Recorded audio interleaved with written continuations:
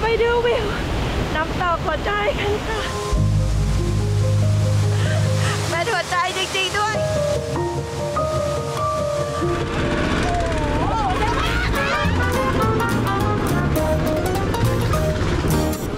เนินน่าจะเหนื่อยน้อยกว่าที่นี่ถือว่าเป็นที่พักที่ดีมากก่อนที่เราจะขึ้นไปโตลอซูกันนะเป็นบ้านหลังคามุงใบตองตึงแล้วก็ตั้งอยู่ริมแม่น้ำเลยค่ะ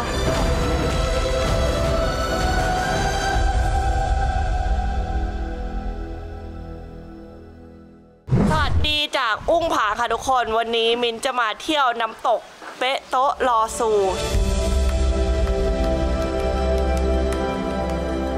หรือน้ำตกหัวใจค่ะอุ้งผาผ่านมาแล้ว 1,219 โค้งปลายหมุนได้ด้วยนั่นแหละค่ะ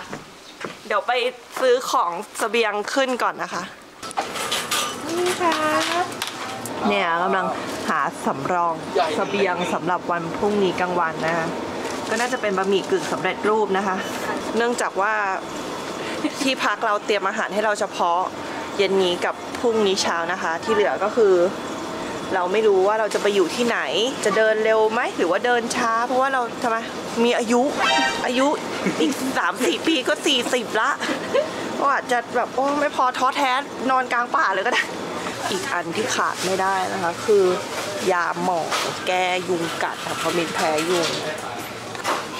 เอาวันนี้เดี๋ยวเรามาซื้อน้ำกันก่อนนะนี่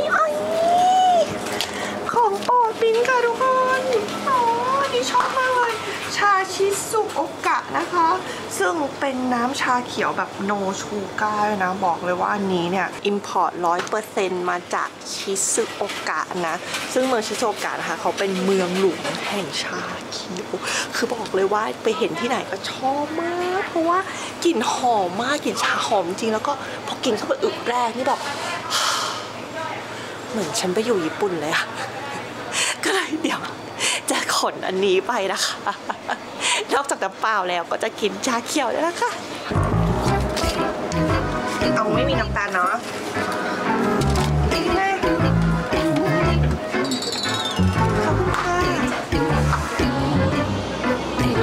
อันนี้เขาอยู่ในอุทยานแห่งชาติปะมาแม่สอดก็จะเจอกับกลุ่มนี้นะคะนี่ปิงนะคะอันนี้พี่ตานะคะอันนี้โอ๊ยตาละชีอ้อมตรงนี้นะคะเพื่อนตั้งแต่สมัยอยู่สเปนด้วยกันนะคะเอสปัญญาถามหน่อยมิ้นเห็นที่เขามาเปโตรลอซูน่ะเขาก็จะนั่งรถจากกรุงเทพมาเลยเนาะมาถึงที่อุ้งผางประมาณ6 โมงเช้าใช่ไหมแล้วก็จะเข้าไปที่แคมป์อ่ะก็คือต้องผ่านกูเลอตอเนี่ยนะคะเข้าไปแล้วก็เดินเท้าเข้าไปที่แคมป์กลางเพื่อจะกินข้าวกลางวันแล้วตอนบ่ายเนี่ยเขาก็จะขึ้นไปที่เปโตรลอซูแล้วก็จะกลับมานอนที่แคมป์เพื่อวันรุ่งขึ้นเนี่ยเขาก็จะไปดอย30,000กันแต่ว่ามินก็คืออะไรที่ลำบากเราตัดทิ้งหมดเลยนะก็นอนแคมป์ไม่นอนดอย30,000ไม่ขึ้นก็ทริปนี้ก็จะได้แบบมาสบายๆที่น้ำตกหัวใจค่ะหัวใจก็ไม่มาด้วยเพราะโจเป็นไรป่วยอยู่บ้านคือมาทริปอะไรก็ไม่รู้มาเที่ยวกับโจค่ะทุกคนโจ do you like it โจ I like it baby โอเคค่ะเดี๋ยวเจอกันค่ะทุกคนที่บ้านกูละตอไปขับรถกันนะคะ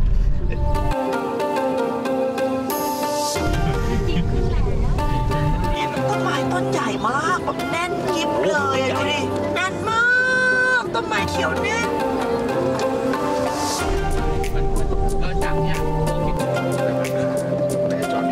ถึงบ้านกุยเลอต่อแล้วทุกคนเราน่าจะนอนนี่ไงเราอยู่นี่ไงเฮ้ยน่ารักเฮ้ยเรานอนนี่เรานอนฝ่ามือนี่ดีใจน่ารักจุ๊ง oh my god แค่พังน่ารักจุ๊งสวัสดีค่ะถึงแล้วค่ะเฮ้ยร้านกาแฟน่ารักมากเลยค่ะที่หมู่บ้านคุยละทอนี่ค่ะดูสิคะแล้วตรงนั้นก็เป็นสะพานเหล็กแล้วตรงนี้ก็จะเป็นแม่น้ำอยู่ข้างล่างด้วยนะคะที่เมื่อกี้เราผ่านแวบมาเลยอ่ะเฮ้ยน่ารักมากเลย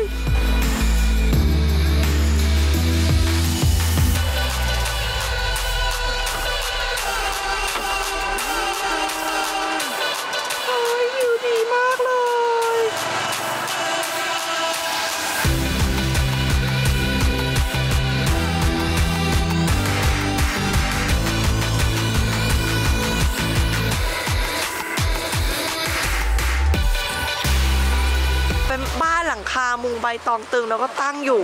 ริมแม่น้ำเลยค่ะ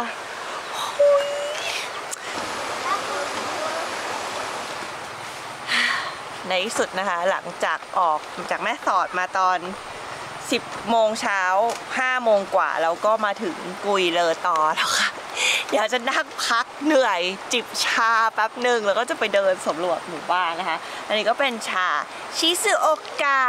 ที่เราซื้อมาจากเซเว่นเนาะใบชาที่เอามาทำชิซุโอกะนะคะก็อิมพอร์ต 100% มาจากเมืองชิซุโอกะซึ่งเป็นเมืองหลวง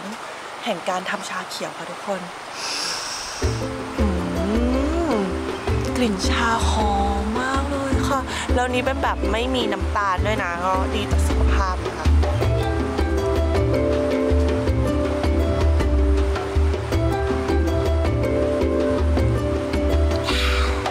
แค่ดื่มเข้าไปในอึกแร่นะคะก็ได้รสสัมผัสของ first flush แบบโอ้โหเป็นกลิ่นชาเขียวหอมฟุ้งนุ่มละมุนอยู่ในปากเลยค่ะราวกับว่านั่งชมภูเขาฟูจิที่อยู่เบื้องหน้าเลยนะคะบอกเลยว่ารู้สึกได้ถึงความตั้งใจของชาวชิซุโอกะที่ปลูกชามาให้เราดื่มค่ะขวดนี้เนี่ยทำยากแต่ว่าหาซื้อได้ง่ายที่เซเว่นสาขาค่ะทุกคน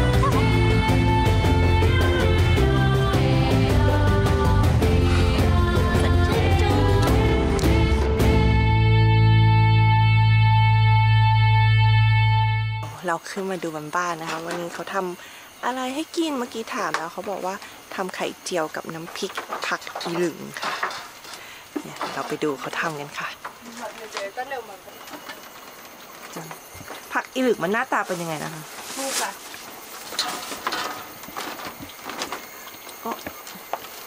เราจะปลูกไว้ในไร่หมุนเวียนค่ะตำกับอะไรอะน้ำพริกค่ะตำน้ำพริกนี่อร่อยค่ะใส่อะไรบ้างในน้ำพริกก็ใส่กะปิไผ่เหลืองแล้วก็ชูรสเกลือนี่นะ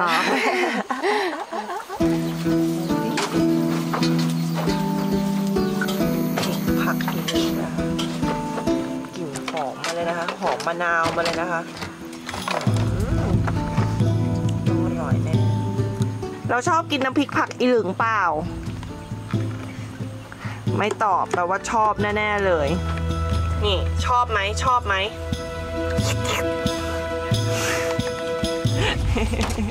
เดี๋ยวกำลังจะกินข้าวนะคะที่กินข้าวก็คือนี่เลยริมลำธารตรงนี้เลยนะคะเนี่ยค่ะไข่เจียวกับผักอีหลึงแล้วก็หน่อไม้นะคะนี่ค่ะ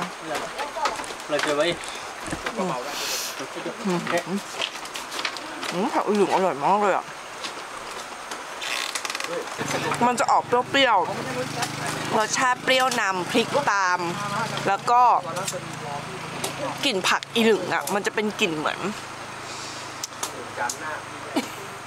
ตอบยากมากเลยอ่ะมันต้องมากินเองเครียดเหรอมันผักอีหลึงมันจะกลิ่นเหมือน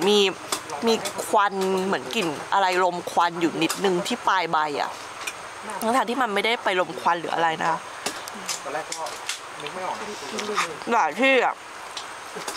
บางทีจะออกเค็มออกอะไรเงี้ยแต่ที่จะออกเปรี้ยวซึ่งทำให้กินง่ายมากแล้วกินกับหน่อไม้นะนะคะหน่อไม้อ่อนมากหน่อไม้อ่อนมาก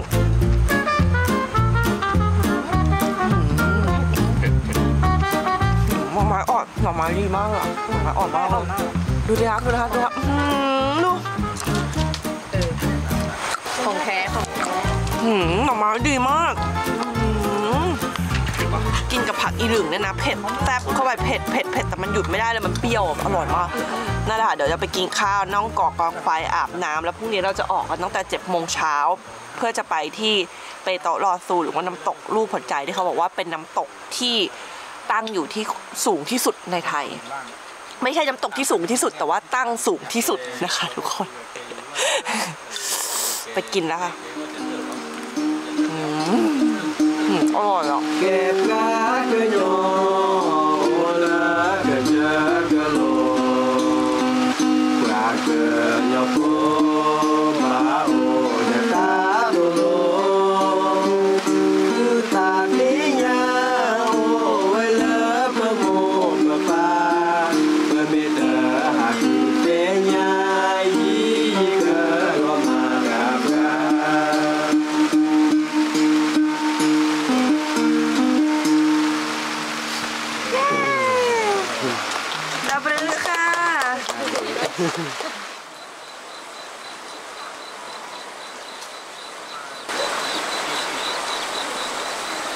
รรยากาศยามเช้าที่หมู่บ้านกูเลตอนี่ดีมากเลยค่ะได้ยินเสียงลำธารทั้งคืนเลยเนาะแล้วก็เช้านี้นะคะก็มีฝนตกปล่อยๆด้วยค่ะเพราะว่าตอนนี้ก็เป็นหน้าฝนซึ่งเป็นสิ่งที่ดีนะเพราะแปลว่าที่น้ำตกเปโตโกหรือน้ำตกรูปหัวใจเนี่ยก็น่าจะมีน้ำเพิ่มขึ้นค่ะก็เดี๋ยวเรากินข้าวเช้ากันแล้วก็พี่เขาทำกาแฟกินอยู่นะคะอันนี้เป็นกาแฟที่ไหนคะเนี่ยนี่เป็นกาแฟที่นี่ครับอ๋อคือที่นี่ปลูกกาแฟด้วยเหรอคะปลูกครับแต่ว่าปลูกในบริเวณบ้านแต่ละคนเนี่ยบ้านแต่ละคนแต่ว่าเขาปลูกไม่เยอะแต่ว่าบางครอบครัวหนึ่งก็มีแค่20 ต้น30 ต้นคือเราก็มารัวๆกันคือเราเก็บไว้สักพักเนาะเพราะว่าเราจะเพื่อที่เราให้น้ำซื้อในตัวกาแฟให้ทั่วก่อนที่นี่ถือว่าเป็นที่พักที่ดีมากก่อนที่เราจะขึ้นไปโตะลอซูกันนะไปพร้อมยังทุกคนน่าไม่มีใครพร้อมเลยไปกินข้าวลาปากกระป๋อง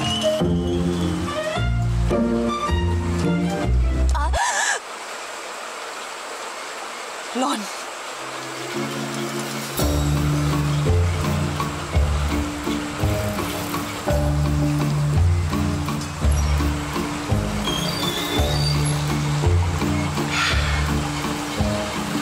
มาเพียบเลยเดี๋ยวขึ้นไปปีนที่น้ำตกรูปหัวใจด้วยพาฉันไปเลิกทีฉันชอบมันมาก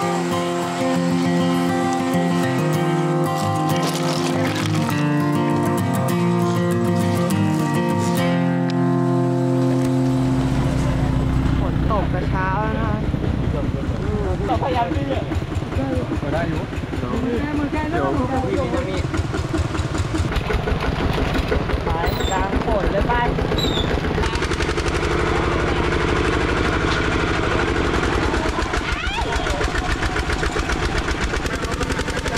รถอีแคบขึ้นน้ำตกเป็นต้นลอซูเราหนักไปวะเนี่ยรถมันหนักอ่ะไปแล้วรถไปแล้วนี่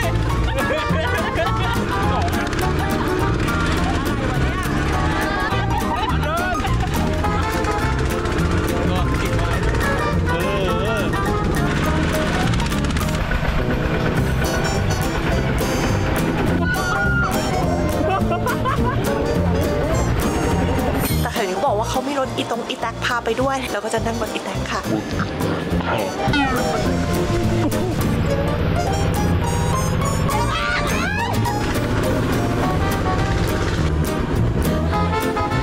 เป็นไง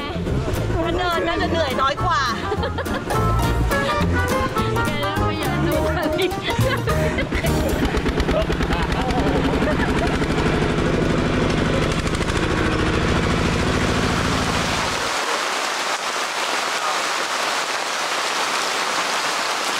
หลังจากที่เรา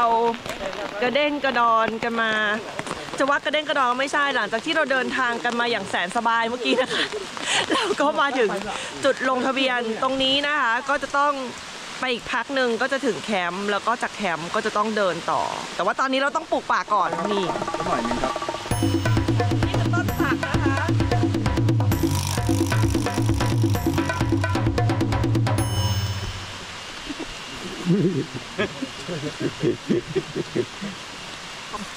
ไปล้างมือแป๊บนึงค่ะโอ๊ยอะไรอ่ะเนี่ยน้ำตกปิตุโกตอนนี้เราเข้ามาในเขตป่าชุมชนแล้วนะคะเราจะต้องตามป้ายนะคะเราจะเดินกันประมาณ2 กิโลไปถึงแคมป์แล้วก็อีก3 กิโลไปถึงน้ำตกประมาณ5 กิโลค่ะก็ไปกลับประมาณ3 ชั่วโมงรวมถ่ายรูป4 ชั่วโมงอะไรประมาณนี้ค่ะเดินสบายๆต้นไม้บนล่มเลยนะคะโอ้โหเขาบอกว่าตรงน้ำตกเปโตลอซูเนี่ยปิตุก็คือแปลว่าสถานที่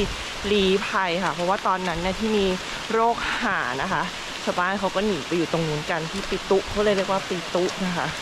แล้วพอโรคหาหมด เขาก็ย้ายกลับมาอยู่ที่เดิมเป็นที่มาของชื่อของมันเพราะฉะนั้นวันนี้เราจะไปลี้ภัยที่นั่นกันลี้ภัยจากโลกโซเชียลเน็ตเวิร์กเพราะว่าตรงนี้ไม่มีสัญญาณสักดอกค่ะ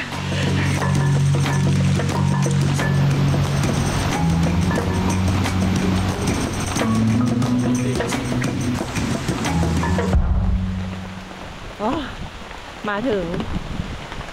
แคมป์แล้วค่ะเราจะผ่านมาประมาณ30 นาทีเราจะเนี่ยปกติคนเขาจะมานอนได้กันที่นี่นะแคมป์นะคะโหนอนได้กี่ร้อยคนเนี่ย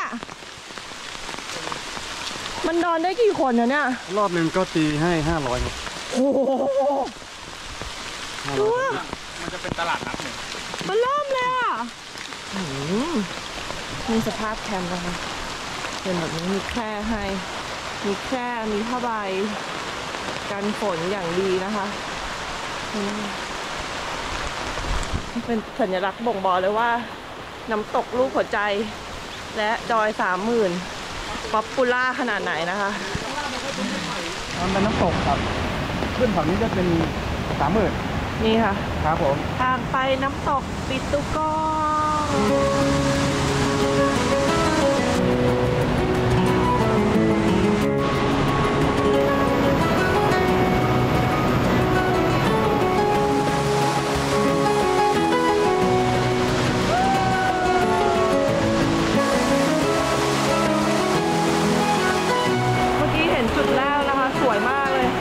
เราจะเดินเข้าไปอีกหน่อยนะให้ใกล้อีกหน่อยค่ะโหเคยได้ยินแต่ชื่อนะน้ำตกหัวใจวันนี้ได้มาแล้วค่ะไปจะถึงแล้วเสียงน้ำดังขึ้นเรื่อยๆนะคะถึงแล้วค่ะทุกคนเดี๋ยวไปดูวิวน้ำตกหัวใจกันค่ะ